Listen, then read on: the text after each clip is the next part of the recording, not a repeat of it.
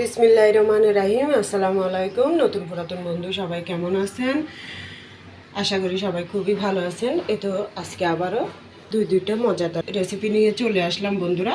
এটা হচ্ছে চিংড়ি মাছ দিয়ে সসিন্দা রান্না করব একটা ছোট আলু দিয়ে। তো এখানে দেখুন সাগরের সে বাটা মাছগুলো আমি আপনাদের সাথে রান্নাটা করে শেয়ার করছি, তবে এটা ভাজা করে আজকে রান্না করব কাঁচা।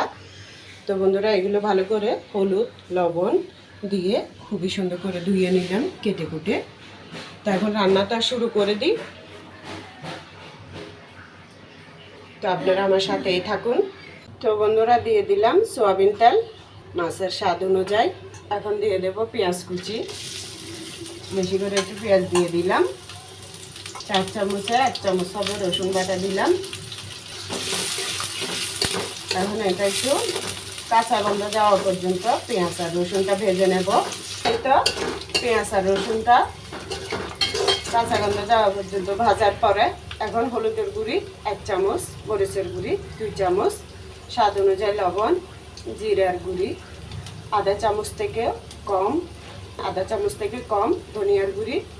তো এভাবে এগুলো আমি দিয়ে দিলাম। দিয়ে এখন তেলের মধ্যে আমি এটা সামান্য একটু নেড়ে নেব। এরপর একটু পানি দিয়ে দেব। পানিটা দিয়ে দিলাম।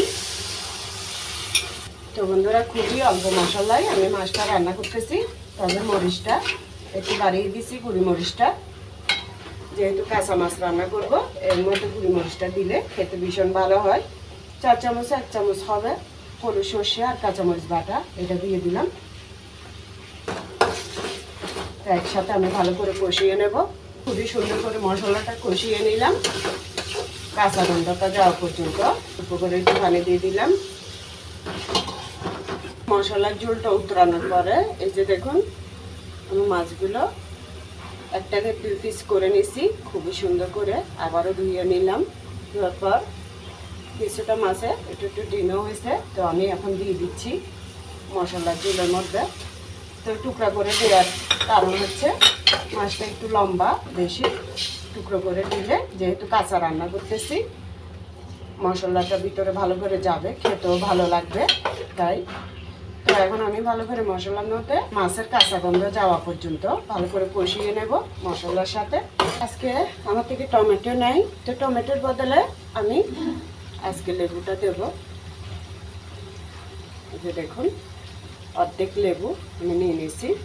একটা লেবু থেকে অর্ধেক নেওয়ার পর এখন এটা এখানে ভালো করে চিপে পুরো লেবুটা আমি দিয়ে দেব। তো বন্ধুরা একটু টকটক হলে যে কোনো মাছ খেতে ভালো লাগে। তো যেহেতু টমেটো নাই, তো টমেটোর কাজটা কিন্তু লেবু দিয়ে করে নিচ্ছি, ভীষণ ভালো লাগে তাই লেবুটা দিচ্ছি। তা আমার থেকে টক ভালো লাগে দিদাই আপনাদের থেকেও লাগবে এমন কোনো কারণ নেই। তো আপনারা ভালো লাগলে দিবেন, না লাগলে এমনিতে কিন্তু মাছটা রান্না করলে ভীষণ মজার হয়। তো তেনা দিয়ে ধরে এভাবে নেড়ে দিচ্ছি যাতে খুন্তি দিয়ে নাড়লে মাছটা ভেঙে না যায়। এভাবে নেড়ে দিলে খুবই সুন্দর থাকবে মাছের টুকরোগুলো। 5 মিনিট পর্যন্ত কষিয়ে নিলাম।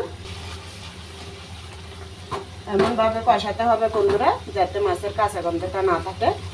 এর মধ্যেই কিন্তু আমার রান্নাটা হয়ে আসছে প্রায়। আমি শুধু একটু অল্প করে ঝোলটাই দেব। ডুবানো অবস্থায় ভালো করে রান্না করলে এটা আরও ভালো হবে রান্নাটা। সর্ষে বাটা দিলে তরকারি একটু সাদা সাদা লাগে, তেমন সাদাও হয় নাই। দেখতে দেখুন কত সুন্দর লাগতেছে মাশাআল্লাহ। তো এই ধরনের মাছ রান্না থাকলে বন্ধুরা তৃপ্তি করে কিন্তু অনেকগুলো ভাত খাওয়া যায়। এখন দিয়ে দেবো গরম পানিটা। এটা দিয়ে দিলাম উতরানো গরম পানি। সবসময় মাছ তরকারি যেটা রান্না করেন একটু গরম পানি দিলে বন্ধুরা খুবই ভালো হয়, স্বাদটা ভালো থাকে। এখন আমি আবারও একটু ভালো করে নেড়ে দিই।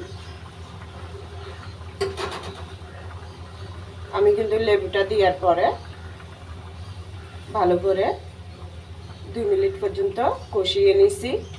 এরপরে এই যে পানিটা গরম করে দিলাম।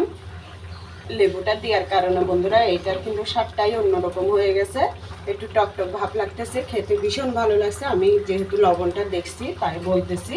খুবই ভালো লাগছে বন্ধুরা। তো আমি যখন এটা লবণ দেখে এতই ভালো লাগতেছে, তো আপনাদেরকে অনুরোধ করব একবার হলে এরকম মাছের সাথে লেবু দিয়ে রান্না করে দেখবেন, ভীষণ ভালো লাগবে। তো আমি ধনিয়া পাতা অত দেবো না, আপনাদের যদি ভালো লাগে ধনিয়া পাতাটা একটু দিতে পারেন। 5 মিনিট এভাবে আবারও রান্না করে নিলাম। দেখুন মাশাআল্লাহ কত সুন্দর লাগতেছে। এভাবে গায়ে গায়ে ঝোলটা রাখছি বন্ধুরা, দেখুন তেলটা উপরে উঠে গেছে। 2-1 মিনিট এভাবে রাখলে মানে তরকারিতে তেলটা উপরে উঠে দেখতে ভীষণ ভালো লাগে, সুন্দর লাগে। তাই আমি সবসময় চুলাটা বন্ধ করার পর রান্নার শেষে 2-1 মিনিট ঢাকনা দিয়ে রাখি। কালারটা ভীষণ সুন্দর লাগে দেখতে। দেখুন তেলটা উপরে উঠে আসলে কেমন সুন্দরটা লাগে। তো বন্ধুরা আমার মাছ রান্নাটা হয়ে গেছে, আর বাটিতে পরিবেশন করে দেখালাম না। এখন শুরু করে দিলাম সসিন্দাটা রান্না করা। দিয়ে দিছি হাঁড়ির মধ্যে সোয়াবিন তেল, এতো রসুন থেতো করা এগুলো দিয়ে দিলাম। এরপর পেঁয়াজ কুচি দিয়ে দিচ্ছি স্বাদ অনুযায়ী। পেঁয়াজ কুচি যে যতটুকু পছন্দ করেন অতটুকু দিতে পারেন। পেঁয়াজ আর রসুনের সাথে এটা আমি চিংড়ি মাছটা একটু ভেজে নেব।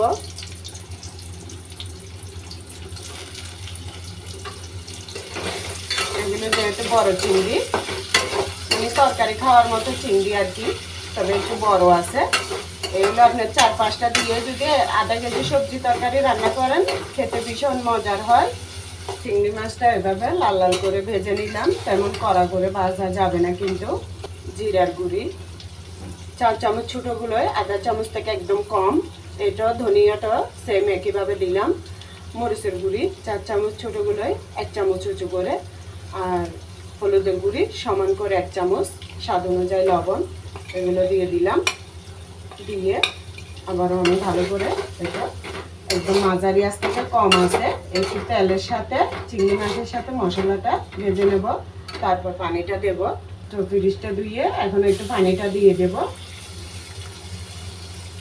একটু জালটা বাড়িয়ে দিয়ে এখন মশলাটা ভালো করে চিংড়ি মাছ সহ কষিয়ে নেব। একটু সর্ষে বাটা দিয়ে দেব, কাঁচামরিচ আর হলুদ সর্ষেটা। খুবই সুন্দরে মশলাটা কষিয়ে নিলাম। এখন আমি সে একটা আলু কেটে রাখছি ওইটা আর সসিন্দাটা দিয়ে দেব। দিয়ে দিচ্ছি আলু আর কইডেটা। আমরা তো চট্টগ্রাম ভাষায় কইডে বলি, এটাকে সসিন্দাও বলি। তো দিয়ে দিলাম। এখানে 1 কেজি সসিন্দা হবে, শুধু একটা আলু দিলাম।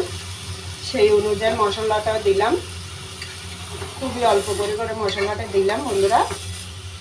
যে গরম পড়তেছে এখন কিন্তু অল্প মশলাতে তরকারি রান্না করলে ভালো লাগে। আর এই গরমের মধ্যে কিন্তু বেশি মশলাটা খাওয়াটাও ভালো না। যতটুকু পানি আছে অতটুকুর মধ্যে এটা ভালো করে কষিয়ে নেব, মানে সবজির পানি আর মশলার যতটুকু আছে অতটুকুর মধ্যে।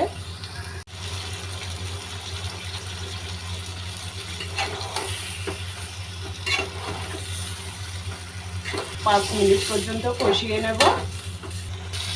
তো বন্ধুরা দেখুন খুবই সুন্দর কষিয়ে নিলাম তরকারিটা, এমনভাবে কষিয়ে নিলাম দেখুন একদম সবজিটা কিন্তু হয়ে গেছে। এরকমভাবে কষিয়ে নিলাম। দিয়ে দিলাম গরম পানি। সবজিটা ডুবে মতো দিলাম,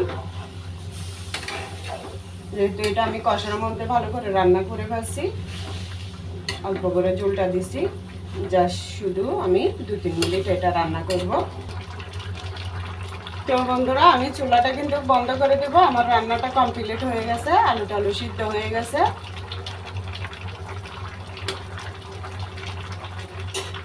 তার চুলাটা বন্ধ করে দিলাম, একটু ঢেকে দিই।